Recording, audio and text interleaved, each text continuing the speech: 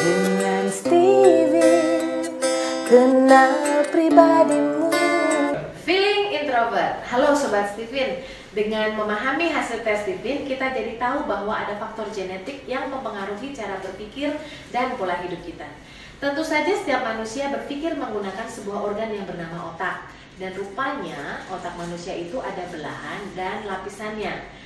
Dari kelima belahan otak, yang paling sering digunakan oleh tipe feeling introvert adalah belahan otak kanan bawah, yang dalam bahasa ilmiahnya disebut limbik kanan. Belahan otak dominan yang dalam ilmu Steven ini dinamakan mesin kecerdasan. Sebagaimana mesin tentu saja ada harddisk dan juga ada operation systemnya. Mesin kecerdasan di dalam Steven merupakan operation system pada otak. Dengan demikian cara berpikirnya bertipe feeling. Selain belahan otak, ada lapisan otak yang aktif di antara lapisan otak luar dan dalam.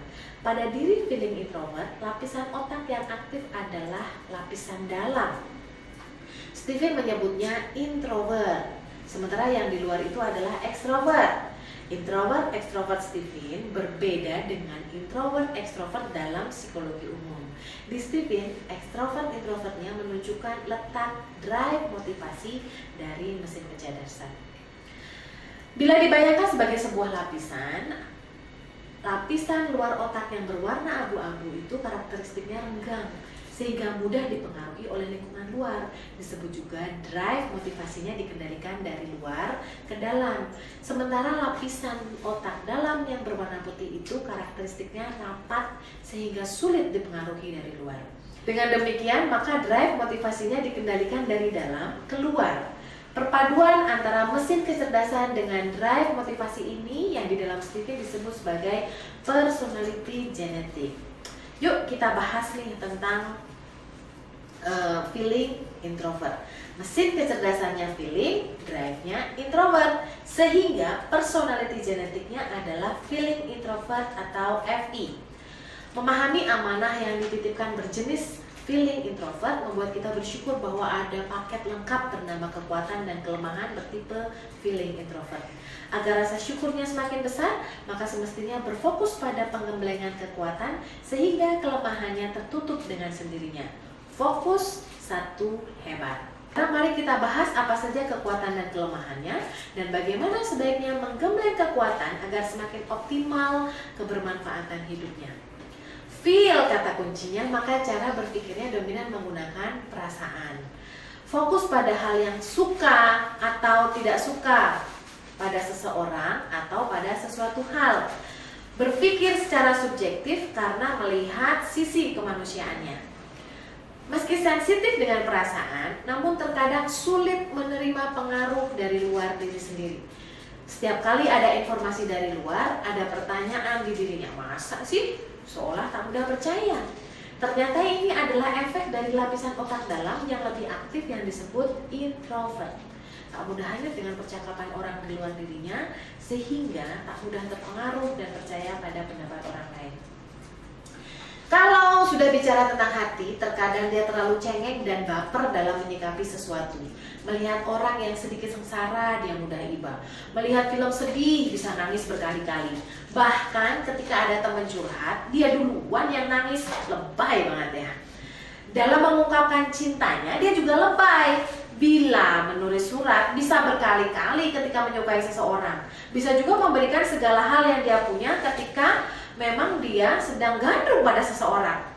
Makanya agak sulit melepaskan ketika hatinya sudah tertambat pada seseorang. Hal itu berlaku ketika dia juga tidak menyukai seseorang.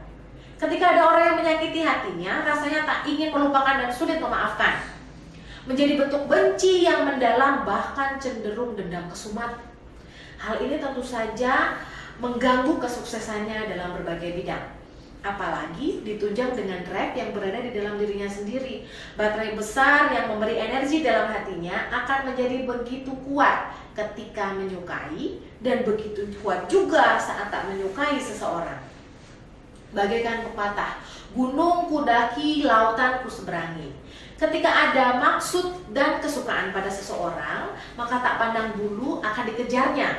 Nyalinya begitu tinggi. Ada kecenderungan cinta mati atau fanatik kalau sudah menyukai seseorang. Hal apapun yang berhubungan dengan orang itu akan dia penuhi dan usahakan.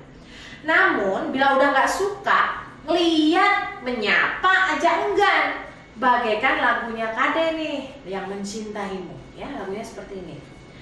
Mencintaimu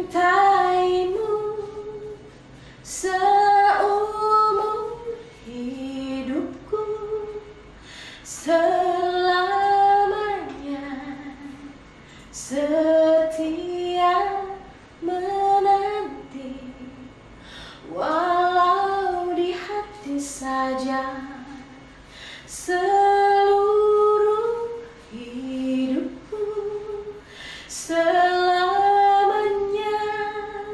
kau tetap milikku. Cinta mati deh nih kalau orang feeling introvert sudah jatuh cinta. Makanya ada kemungkinan bila ada orang yang sudah jatuh cinta pada seseorang, terus dia nggak dapet nih orang ini, ditulis di belakang truknya, ku tunggu jandamu, begitu ya. Nah, feeling introvert cintanya bagaikan cinta perempuan yang agak susah move on bila sudah tertambat. Terkadang bisa mengalami regresi, yaitu mendatangi kembali pengalaman tak menyenangkan di masa lalunya untuk kembali merasakan kesedihannya. Ini sesungguhnya cukup berbahaya karena akan memperkuat emosi negatifnya. Sebaiknya segera mengikhlaskan dan memaafkan agar emosi negatif berubah menjadi positif kembali. Ada tarik-tarikan antara keinginan dengan penolakan. Hal ini membuatnya tampak moody, mood-moodan. Kalau sedang mood, semangatnya tinggi. Namun kalau lagi nggak mood, bisa jadi begitu manja dan ingin diperhatikan. Bahkan terkadang mager alias males gerak. Hal ini bisa jadi penghalang untuk memenuhi aktualisasi dirinya, yaitu keinginan untuk menjadi populer alias disukai banyak orang. Perlu waspada untuk menjaga mood selalu dalam kondisi bagus dan juga menjaga untuk bisa menyukai hal apapun sehingga terus meningkatkan motivasinya. Bila punya cukup uang, suka bosi atau bersikap seperti juragan yang senang mentraktir dengan harapan mengambil hati mereka. Berharap dengan traktiran tersebut orang-orang akan menyukai dan mendukungnya sehingga bisa dipercaya sebagai pemimpin yang mampu menanamkan pengaruh pada mereka. Sayangnya, sikap bosinya kadang terkesan tak tulus karena ada harapan mendapat balas budi dari yang dilakukannya. Terkadang timbul rasa kesal ketika ada orang yang sudah diperlakukannya dengan baik, tapi kok nggak memberi balasan seperti yang diharapkan, atau minimal seperti yang sudah dilakukannya. Terkesan seperti mengharap pamrih atas kebaikannya. Padahal dalam rangka mengambil hati banyak orang, semestinya dia bisa bersikap lebih tulus dan memberikan kontribusi positif pada para pendukungnya. Akan lebih baik bila membantu mereka dengan kasih sayang dalam bentuk perhatian lain yang menyentuh hati sehingga akan semakin besar dan loyal dukungannya. Bila sumber kekuatan utama yang memancarkan emosi kasih sayang ke orang lain yang macet, itu berarti dirinya sedang tidak bersih. Semestinya dia melakukan perbaikan diri dengan membersihkan frekuensi, menjaga kesucian diri, dan memperbaiki pola komunikasi dari hati ke hati. Dari semua potensi yang telah Allah berikan itu, rasanya menjadi mubazir bila tidak dioptimalkan sebagai bentuk syukur tertinggi pada Allah.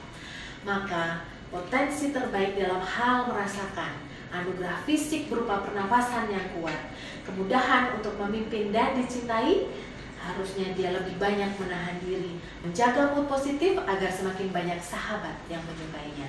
Kesungguhan, kebiasaan berdasar makanan yang harus dia lakukan untuk menaikkan levelnya adalah memaafkan orang lain dengan cara membersihkan diri, yaitu menjaga wudhu. Feeling introvert? Cintai orang lain dengan tulus, Anda luar biasa. Steven, gue banget. Dengan Steven, kenal pribadi